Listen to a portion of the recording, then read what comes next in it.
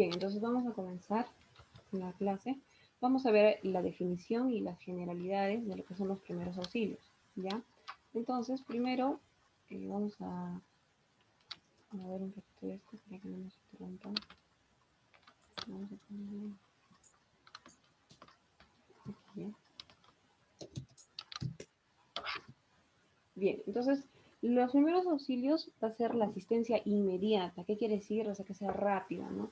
Limitada y temporal. ¿Por qué limitada y temporal? Porque ustedes lo que van a hacer es justamente, como dice, primeros auxilios, ¿no? Es una atención primaria, prestada a una persona no especializada en ello, ¿no? Porque ustedes no son doctores, ¿no? En su familia también, bueno, sí hay doctores, qué bueno, pero no son especialistas, ¿no? Su importancia médica es que algunos tipos de lesiones como por ejemplo un paro cardiorrespiratorio. ¿Qué significa paro cardiorrespiratorio, no? Un paro cardíaco, que es que el corazón deja de latir, ¿no es cierto? Y respiratorio igual, ¿no? Que los pulmones dejan de oxigenar. O también unas hemorragias externas, ¿no? Lo que podría ser una epistaxis, por ejemplo, que es cuando le sale sangre de la naricita, cuando tienen un corte, ¿no? Y sale sangre. Ahora, la atención inmediata puede salvar vidas o evitar mayor deterioro del estado de la salud del accidentado. Se dice de que mientras ustedes más rápido actúen, hay muchos mayores beneficios, ¿no? De una recuperación total. Ya, entonces, ¿por qué dice que puede salvar vidas?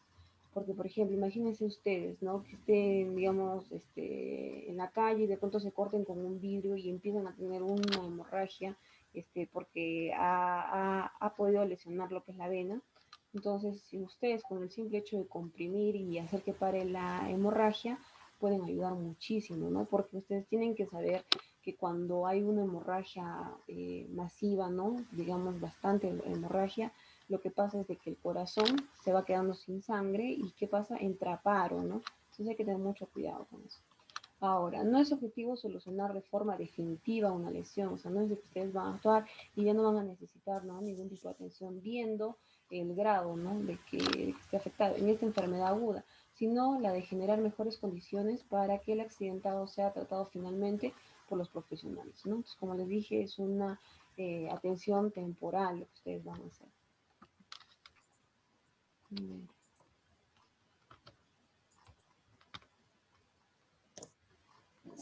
¿Qué pasó? Que no quiere.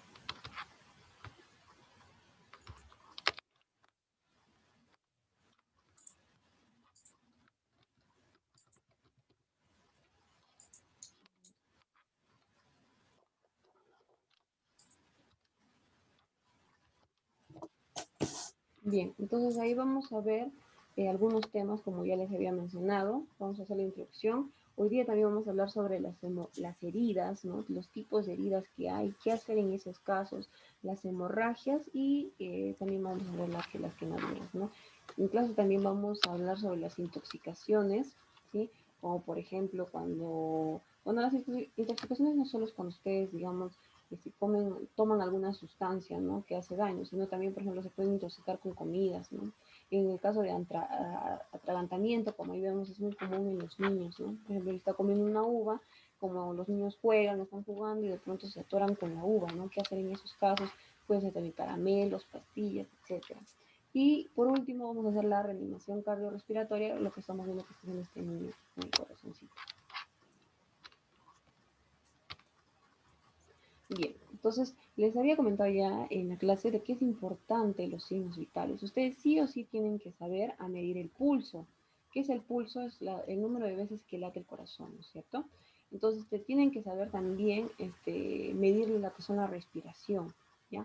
La temperatura corporal también es importante. Y la tensión arterial en el caso de ustedes no va a ser necesario porque no tienen el implemento, ¿no? Que es el tensiómetro para que ustedes puedan medir, pero el pulso, respiración y temperatura sí tienen que saber sí o sí, ¿ya? Entonces ahí estamos viendo para cultura general, que ustedes sepan que miren tantos lugares donde nosotros podemos medir el pulso, ¿no? Tenemos el humeral, que obviamente es de la arteria humeral, como están viendo aquí, la arteria humeral. Vemos el pulso radial, ¿no? Que está en la arteria radial. Tenemos el pulso cubital, ¿sí? Casi todos los pulsos tienen el nombre de la arteria donde se mide, ¿no? El carotidio, miren, donde el cuello, no sé si ustedes han visto que algunas personas ponen dos dedos debajo del cuello, ese es el pulso carotidio. Miren el pulso axilar, también el pulso axilar. Femoral, aquí miren, que también es muy medido el pulso femoral, miren dónde está la arteria femoral. El popliteo, miren, doblan la rodilla, por atrás ahí se busca el popliteo. Después tenemos el pedio, que también es muy común, y el tibial posterior, ¿no? Ahora, ustedes pueden medirse cualquiera de estos, ¿sí? Sería bueno que ustedes vayan probando, intentando. Todos estos lugares nosotros podemos medir el pulso. Ahora, como están viendo acá también, el pulso va a variar, ¿no? De acuerdo a la edad, ¿sí? Por ejemplo, un recién nacido, ¿sí? ¿Cuánto va a tener el pulso? 120, 140 latidos por minuto. O sea, en un minuto ustedes van a contar, digamos, pum, pum, pum, pum. De esos 120 a 140 es bastante, ¿no es cierto? Incluso cuando son fetos es muchísimo más, ¿ya? Llega a 300, ¿no? En cambio, el adulto, el pulso normal va a ser de 60 a 80, ¿no? En el caso de ustedes, ¿no? Que son escolares, ¿sí? Digamos de 6 a 13 años, el pulso normal es de 80 a 100, ¿ya? Entonces, eh, obviamente ustedes no tienen que saber todos estos valores, pero sí tengan en cuenta de que el pulso va a ser, va a depender mucho de la edad, ¿ya? Entonces, ahí ustedes lo que tienen que aprender sí o sí, que el pulso, los valores normales, ¿no? Sacando un promedio, va a ser de 60 a 100. Entonces, si ustedes le miden a la mamá el pulso, tiene que estar entre 60 y 100. Si le miden a la abuelita, de 60 a 100. Si le miden a su hermanito, también de 60 a 100. Obviamente puede variar un poco como están viendo en la tabla, ¿ya? Pero obviamente ustedes van a poder revisar esta presentación para que ustedes puedan, uno, practicar el pulso, donde están estas imágenes, y también corroborar con estos valores, ¿no? Pero acuérdense, el pulso normal va de 60 a 100, ¿ya? Ahora, también, bueno, de todos esos pulsos, lo que yo quiero que ustedes se aprendan sí o sí va a ser el pulso carotidio. Vean ustedes dónde está colocando los dedos. Se usa los dos dedos, el índice y el dedo medio. Ya, miren dónde está justo. Miren, aquí están unos músculos que son los esternocleidomastoideos, que ustedes no tienen que saber. Ustedes, si ahorita ustedes pueden ir palpando mientras yo les explico, sería genial. Ya, miren, aquí está la tráquea, ¿no es cierto? Esta es la tráquea, ustedes sí pueden tocar su tráquea, ¿no? Ven que al costado de la tráquea y tienen que tratar de buscar como un hueco, una hendidura aquí, donde está justo terminando el músculo, ¿no? Entonces ahí ustedes van a ver el pulso carotidio. Vamos a tratar que al final de la clase practicar esto, ya con video, para que ustedes puedan ya, pero este es uno de los importantes. Este pulso carotidio se va a usar más que todo en los mayores de un año, ¿ya? Cuando son menores de un año, lo que nosotros vamos a usar es este pulso, el pulso braquial. Miren, aquí está la cara interna, o sea, la parte interna del brazo, mire cómo está colgando, y la persona que está tomando el pulso, mire cómo pone los dedos, ¿no? Entonces, esta vendría a ser la fosita del codo, ¿sí? Donde colocan a veces las vías, ¿no? Las inyecciones aquí. Entonces esta vendría a ser la fosita del codo, o sea, la parte del codo, la parte anterior, ¿ya? Ese es el braquial. Y miren el radial, que también es muy usado, muy usado. ¿Ven? Este es el radial. Entonces igual, colocan el dedo medio, el dedo índice en el lado radial, así se llama, en este lado, donde está el dedo gordito. Miren por dónde pasa. Es que ustedes aquí tienen que buscar los puntos anatómicos, ¿no? Obviamente no vas a medir el pulso aquí, ¿no? En la mitad, ¿no? ¿Por qué? Porque por ahí va a pasar la arteria radial, entonces ustedes tienen que buscar esa arteria, ¿no? Entonces, estos son los tres importantes que ustedes tienen que saber. Si es menor de un año, ¿cuál van a usar? El pulso braquial, ¿sí? Si es mayor de un año, pueden usar el carotidio, que es el más usado, y el radial. Ahora, ¿por qué se usa el carotidio? Porque muchas veces cuando una persona sufre un accidente, ¿no? O digamos está en un grado de estrés, lo que pasa es que en ese momento tú también que estás nervioso, no sientes mucho el pulso, ¿no? O estás muy ansioso, entonces el pulso carotidio es el que mejor ustedes van a poder sentir, ¿ya? Entonces, estos tres ustedes tienen que practicar, medirse sí o sí. ¿Sí? El carotidio, miren dónde está, y miren dónde está el radial, ¿ya? Entonces, acuérdense que los valores tienen que ir de 60 a 100, ¿ya? Ahora, en el caso de la temperatura, ¿no? Con esto del COVID, que estamos viviendo, es importantísimo nosotros medir la temperatura, ¿no? Ahora ustedes tienen que saber de que si ustedes sienten calor o digamos ustedes se tocan y están calientes, no siempre quiere decir que tengan fiebre, ¿no? Hay, y hasta incluso, o sea, para que se considere con fiebre, ¿no? Tiene que pasar también un estado subfebril, ¿no? Que es antes de la fiebre, ¿no? Pero digamos que ustedes sientan, digamos, mucha calor, esto, como les digo, no quiere decir que tenga fiebre, ¿no? Entonces, para que sea fiebre, ¿qué tiene que cumplir esto, ¿no? Que la temperatura que ustedes midan con un termómetro tiene que ser mayor de 36,5, ¿no? Y hasta 37,5. Entonces ustedes me dirán, y profesora, ¿qué pasa si tengo 37,6? ¿No? Es un poquito más. No, ahí sí ya hay que pensar en que algo está pasando, ¿no? Entonces, igual, menos de 36,5 también, ¿no? Es un grado de hipotermia, ¿no? Baja de la temperatura. Entonces, acá también ustedes están viendo que por edades nosotros vamos a ver tipos de la temperatura, ¿no? Valores distintos. Entonces, miren, el recién nacido que tenga una temperatura de 38 es normal, ¿ya? Ustedes nunca han visto que los chiquitos son calientitos, andan, ¿no? Incluso a veces sudan porque las mamás los abrigan mucho. Su temperatura es mucho más alta, ¿no? Y miren, mientras va infante, lactante, preescolar, escolar, va bajando, ¿no? En el caso de ustedes, ¿cuál sería? ¿No? De 6 a 13 años, ustedes buscan aquí, su temperatura vendría a ser de 37 a 37,5, ¿no? Entonces, ustedes se pueden medir con un termómetro, ¿no? Con la ayuda de mamá, con mucho cuidado, porque acuérdense que la mayoría de termómetros son de vidrio, ¿no? Y tienen mercurio adentro, ¿no? Entonces, cuando se rompe un, un termómetro es riesgoso, ¿por qué? Porque se pueden cortar y lo otro, el mercurio es tóxico, ¿ya? Entonces hay que tener mucho cuidado con esos termómetros. En el caso del adulto, ¿no? 36,2, acá dice 36,2, 37,2, pero como les digo, se tiene que sacar un promedio, ¿no? Entonces, lo normal de ustedes de temperatura es 36,5, 37,5. Está fácil de recordar, ¿no? Eso tienen que memorizarse, ¿no? No hay forma de otra. Entonces, hasta ahorita vamos viendo el pulso de 60 a 100 y la temperatura de 36,5 a 37,5. Ahora, miren, aquí estamos viendo lo que les decía, ¿no? Miren, hipotermia, ¿no? 35 o menos, normal de 36,5, 37,5, tienen fiebre de 37,5 a 39,5, cuando ya es más de 39,5, o sea, 40, ya vendría a ser una fiebre alta. Y más de 41 es una hipertermia. Bueno, tampoco tienen que memorizarlo, pero es para que tengan un conocimiento general, ¿no? Bien, ahora, la temperatura, dice, pero ¿dónde mido la temperatura, no? También hay varios lugares donde ustedes pueden medir la temperatura, ¿no? Obviamente el más común es el oral, ¿no? Que les ponga un termómetro en la boquita o un termómetro en la axila, ¿no? Entonces, esos son los dos lugares más comunes. Pero ahora déjenme decirles que, por ejemplo, en medicina dice que mucho más confiable es la temperatura timpánica.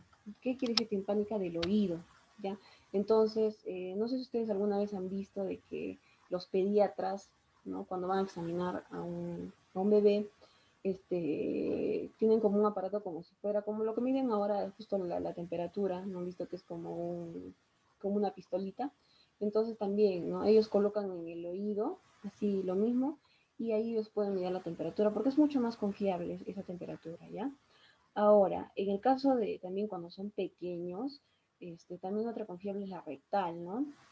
Eh, ¿Por qué también no pueden poner en la boca? Obviamente es muy difícil poner a un bebé un termómetro en la boca, ¿no? Porque ellos no entienden, mueven la lengua, tratan de expulsar el cuerpo, que es lo normal, lo fisiológico en ellos, ¿no? Entonces, ¿qué se hace? Se le coloca un termómetro en la zona rectal, ¿no?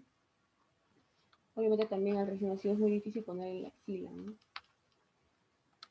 Bien, sigamos. Como les digo, la tensión arterial, tampoco ustedes tienen que saberlo, ya eso ya es competencia en el área médica, pero lo normal, valor normal es de 120 sobre 80, ¿no? 120 sistólica y diastólica 80. Ya, pero eso no tienen que saber, chicos, no se preocupen. Ahora, la frecuencia respiratoria, eso sí tienen que saber, ¿ya? Entonces, ¿qué vamos a hacer para la frecuencia respiratoria? También estamos viendo que varía de acuerdo a la edad, ¿no es cierto? En el recién nacido también va a ser, mire, de 40 a 50 y en el adulto de 12 a 20. Se dan cuenta que es casi el doble, ¿no? El recién nacido. Entonces, por eso, si ustedes tienen un bebé en casa, pueden ver que su abdomen, porque ellos respiran con el abdomen, pueden mirar que varias veces, ¿no? Se infla su abdomen, baja, infla, baja, y es bastante rápido si ustedes lo comparan a una respiración de un adulto. ¿Ya? Eso es fisiológico, eso es normal. Algunos papás cuando van a la consulta dicen, pero ¿por qué mi hijo respira así? Está agitado, está cansado, ¿no? O está asustado, no, eso es normal, ¿ya? Ahora vemos que en el adulto es de 12 a 20, pero como les vamos viendo, vamos a ver un promedio que es de 15 a 20 respiraciones por minuto, ¿ya? Entonces, ¿cómo ustedes pueden medir eso? Entonces, ustedes, como ya también les había comentado, ¿no? Entonces, ¿cómo se va a medir? Entonces, la persona a la que le van a medir, digamos, a su papá, a su mamá, le van a pedir que se eche sobre la cama, ¿ya? Entonces, una vez que se echa sobre la cama, ustedes tienen que tener a la mano un cronómetro, ¿no? Que pueden ser del celular, de un reloj, ¿no? Como ustedes vean. Y ustedes tienen que colocar ahí, ¿no? Obviamente tienen que contar en un minuto, ¿no? Entonces, los adultos, a diferencia de los niños, casi siempre respiramos con el tórax, ¿no? El tórax, no sé si sepan qué es tórax, pero bueno, entonces con el tórax, ¿sí? Con la parte de arriba, donde están más o menos los senos, entonces ahí cada vez que ellos respiren se dice insuflar, ¿ya? Pero van a hinchar, digamos, el tórax, y cuando termina la respiración baja, ¿no es cierto? Inspira, se hincha, expira, baja. Entonces, ¿cuántos movimientos de esos va a tener que hacer un adulto de 15 a 20? Eso es lo normal. Ahora, ¿qué pasa cuando un adulto está respirando rápido? ¿No? Pueden ser varios motivos, ¿no? Uno, que haya hecho ejercicio. Cuando uno hace ejercicio, obviamente necesita mayor aporte de oxígeno, entonces respira más rápido, ¿ya? O también puede ser que esté bajo un grado de estrés, ¿no? Cuando está preocupado, cuando está ansioso o algo ha pasado, ¿no? Empieza a respirar más rápido. Ahora también, ¿no? Cuando, por ejemplo, lo que ha pasado ahora, ¿no? Con el COVID, que hay neumonía, que es una afección del pulmón, también, ¿no? Entonces hay problemas en la oxigenación, entonces el cuerpo para compensar, ¿qué hace? Que la persona respire más rápido, ¿no? Entonces aumenta la frecuencia respiratoria. ¿No? Y así hay muchos más casos, ¿no? Entonces no es normal que una persona respire sin... Entonces por eso es importantísimo, importantísimo medir la frecuencia respiratoria, ¿ya? Porque ahí nosotros vamos a evaluar lo que es el sistema respiratorio, o sea, los pulmoncitos, cómo están, o también puede haber un tipo de obstrucción, ¿no? Algo que esté impidiendo el paso de aire, ¿ya? Entonces acuérdense la frecuencia respiratoria de 15 a 20, ustedes echan a la persona que van a medir y simplemente tienen que observar nada más. O sea, le piden que se eche y ustedes activan su cronómetro y cuentan cuántas veces la persona inspira, ¿no? Inspira, levanta el abdomen, 1, 2, 3, entonces el valor normal de 15 a 20, ¿ya? Ahora, también es importante el botiquín de los primeros auxilios, ¿no? Que ustedes deberían tener en su casa, ¿no? ¿Qué cosas deben tener? Bueno, alcohol, ¿no es cierto? Gasas, también pueden tener vendajes, ¿no? Que estén limpios. Bueno, aquí dice las curitas, ¿no? Pero en realidad, bueno, yo no Miss, soy muy partícipe de las curitas. Un momentito. Yo no soy muy partícipe de las curitas porque en realidad cuando uno tiene una herida, uno se pone la curita y lo que hace es que, o si es bien es cierto que lo aísla, no hace que se contamine mucho, pero una herida tiene que estar abierta, ¿sí? Para que pueda sanar mucho más rápido. Sí, dime.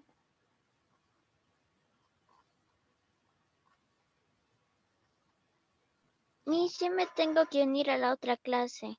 Ya, Angeli, no te preocupes. No te preocupes. Voy a subir la clase, no te preocupes, ¿no? Miss, por Me favor, me dices envíe la tarea a mi WhatsApp personal, por favor. me escribes para saber cuál es tu número, ¿ya? Ok, Ya, profesor. cuídate, Angeli. Entonces vamos a seguir con...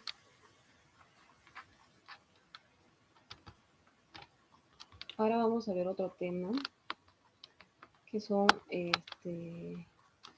Bien, pero antes de pasar a este tema, ¿tienen alguna pregunta?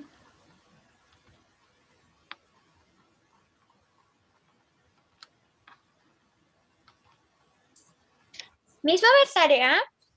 Sí, ahorita vamos a dejar. ¿Pero alguna pregunta de lo que he explicado?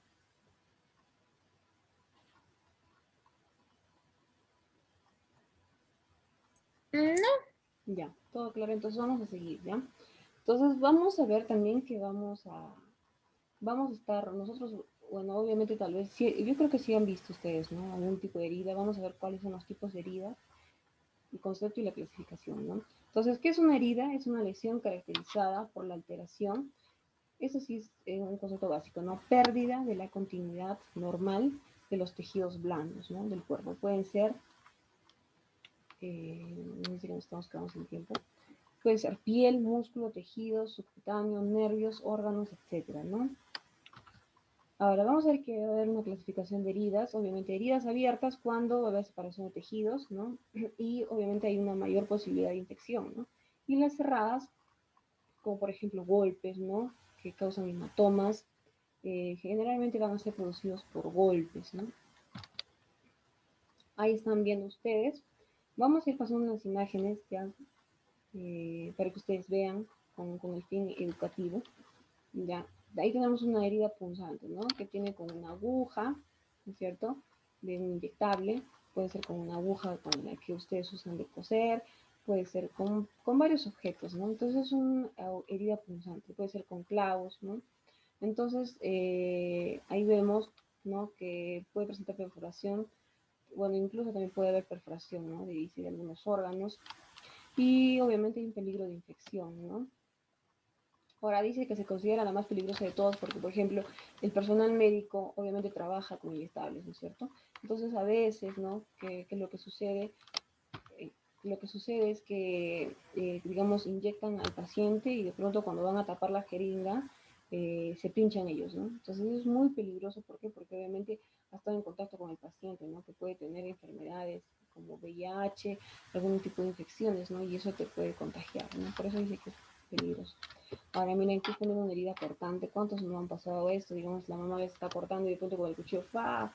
¿No? Se abre. Entonces, esta es una herida abierta, ¿no? Como podemos ver en la clasificación. En este caso, la herida va a tener unos bordes limpios, lineales. También hay heridas, ¿no? Que son medias deformadas, ¿sí? Obviamente va a haber hemorragia, ¿sí? Puede afectar al músculo, ¿no? Esto puede ser por vidrios, ¿no? Por cuchillos, por latas, ¿no? Por esas cosas. Eso también, obviamente, ustedes sí han tenido, ¿no? Cuando se caen de rodillas o cuando se caen, digamos, jugando bicicleta. Entonces son los famosos raspones, ¿ya? Van a ver que las superficies ásperas y miren eso, ¿no? Ahora, entonces, ¿cuáles son los principios generales para el tratamiento de las heridas? Primero, si hay hemorragia, tenemos que detener la hemorragia, ¿ya? Ahorita vamos a explicar cómo detener la hemorragia, ¿ya? Tenemos que tener mucho cuidado con la contaminación e infección, es decir, tenemos que hacer un lavado, un buen lavado, ¿ya? Y también dar atención al shock. Cuando hay mucha hemorragia, como ya les dije, pérdida de sangre, un paciente, una persona puede entrar en shock, ¿ya? Por tanta pérdida de sangre que ha tenido. Y por último, si es que es necesario, vamos a obtener una asistencia médica, ¿no? Ahora, para las heridas leves, ¿sí? Hay que obviamente primero lavarse las manos, cuando son calzada de guantes, pero si tienen un buen lavado de manos pueden hacerlo, ¿no? Pero siempre es importante si tuvieran guantes, mucho mejor. Ahora, vamos a evitar hablar, toser, estornudar al momento de tratar una herida. Tenemos que lavar la herida y sus alrededores con agua. El jabón no está, ya no lo usan, ¿ya? En el caso de mordedura de perro sí, sí lo usan. Pero, por ejemplo, si ustedes usan agua hervida abundante, eso sí tiene que ser abundante, ¿ya? Porque ustedes, cuando echen el agua va a hacer que elimine todos los gérmenes, ¿sí? Por un mecanismo de barrido, ¿ya? Entonces, abundante agua, o también pueden ir a la farmacia y comprar, ¿no? Suero, cloruro de sodio, y con eso lavar la herida, ¿ya? Le vamos a secar la herida con una gasa estéril o un paño limpio y si es necesario va a colocar, aquí dice mariposas para cerrar la herida, pero eso también no es importante. Obviamente si es abierta lo que se tiene que hacer es tratar de juntar los bordes, ¿no? O sea, lavarla bien, juntar los bordes y ir a un centro médico, ¿no? Para que le hagan una sutura, o sea, le cosan esa parte, ¿no? Y vamos a cubrir la herida con una gasa estéril. ¿Ya? Entonces, lo principal lo que quiero que ustedes aprendan aquí, ¿no? Si es una herida, obviamente leve, no solo es, digamos, un punzón, sí hay que tener cuidado, ¿no? Con que, digamos, si está oxidado, ¿no? Un clavo, entonces ahí sí se tiene que ir a una posta, ¿no? Tienen que colocarle la vacuna antitetánica, ¿sí? Que casi siempre ocasiona ese tipo de problemas. después, ¿no? Y entonces, y ver con qué superficie usted se ha punzado. Si es una aguja limpia, obviamente no hay ningún problema, ¿no? Pero si es que alguien ha usado, sí hay que tener un poco de precaución. Ahora, ¿qué pasa si es que la herida tiene un tipo de hemorragia, ¿no? Entonces tenemos que detener la hemorragia. ¿Cómo detenemos la hemorragia?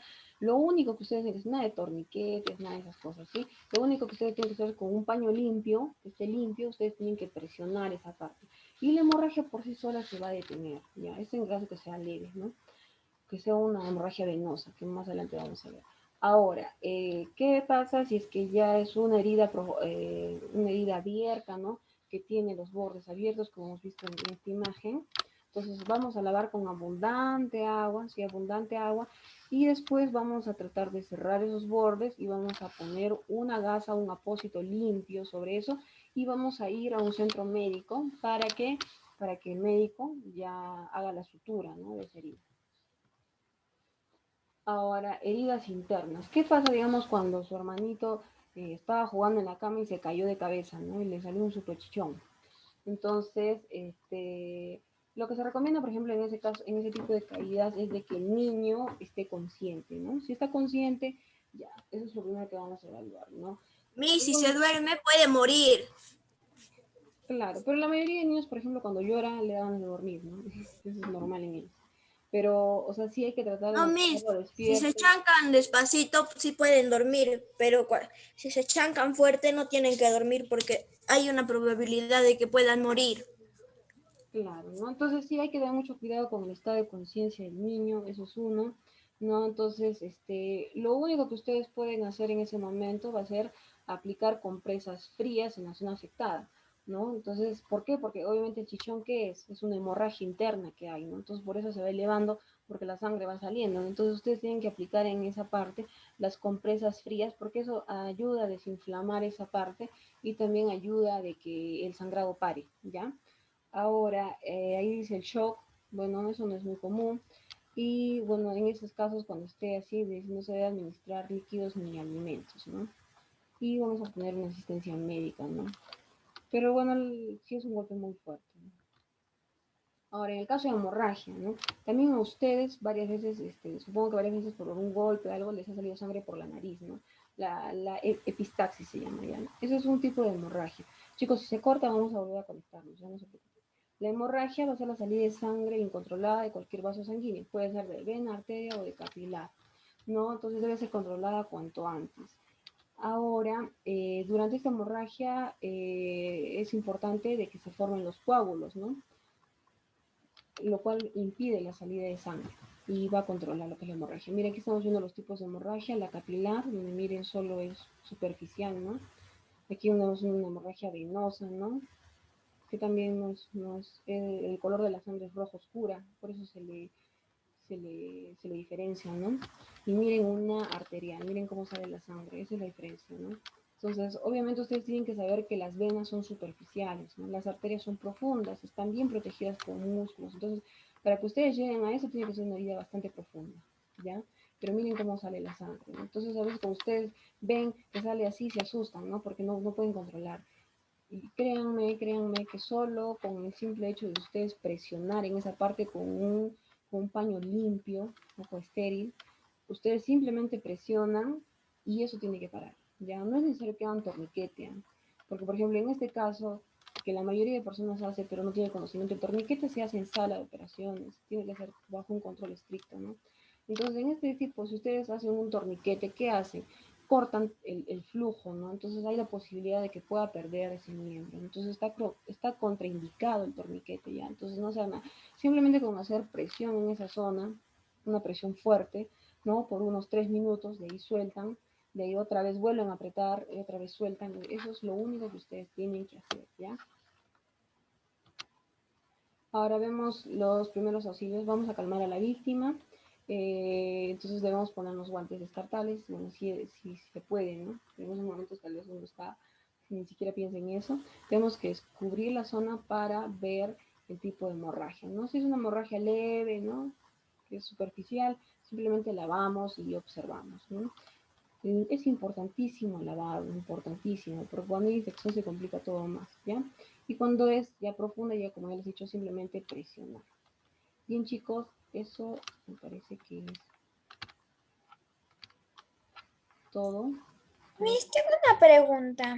Sí, dime. Yo hace unos 3, 4 días me pinché con una aguja. Estaba limpia, pero me salía mucha sangre